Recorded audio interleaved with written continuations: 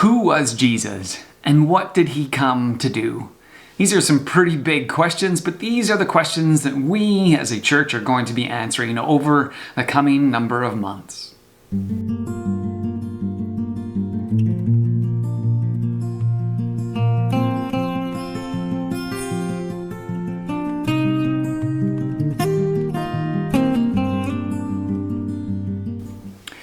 Now those two questions, who was Jesus and what did he come to do, are probably the central questions of Christianity. After all, as Christians, we follow Christ, which is really just Greek for the Anointed One, which is a translation of the Hebrew Messiah, the promised Anointed One that was going to come and rescue his people from the consequences that they had brought upon themselves and from the tyranny of those who had subjected them to slavery. And so it brings up all kinds of questions. What does it mean to be the Messiah? What did the Messiah come to do? Where do we see in the previous books of the Bible some messages on and expectations about who this person is supposed to be? And then, do we start to see those things show up in Jesus' life? How do we start to see those things show up in Jesus' life? So that kind of gets to the who is Jesus. He's the Messiah. Is he the Messiah? What is the Messiah? And how does that show up in Jesus' life?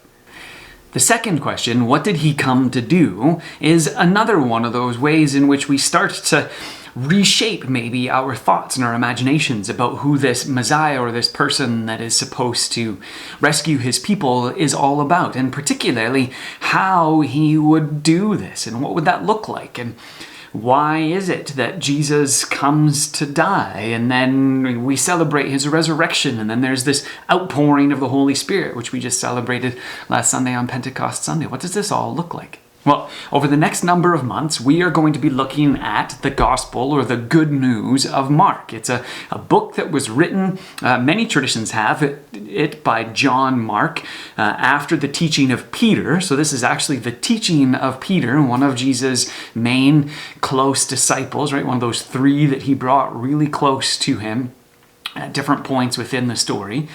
And we get to see what it means that Jesus is the Messiah. Who is this Jesus? And what did he come to do? How is Jesus the King? And why did he go to the cross? And in order to do so, we will also be following this book by Timothy Keller called Jesus the King. This is a book that helps us walk through this book of Mark. It's a commentary, and it's just a gift or a way for us to be able to dig a little bit deeper. And it's really important to do this, not necessarily as an individual, but as a group.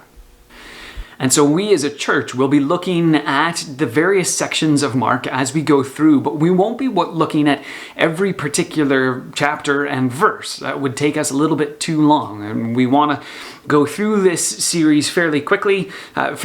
Still takes us all the way through until the end of the summer as we look at this book. And it's important for us then to spend some time thinking about the other pieces that are in this book and reading maybe Tim Keller's commentary on it, or others who can comment on this particular book. But I'd encourage you to read through the entire book of Mark. There will be a reading plan that will be given in the newsletter that will come out soon about this upcoming series.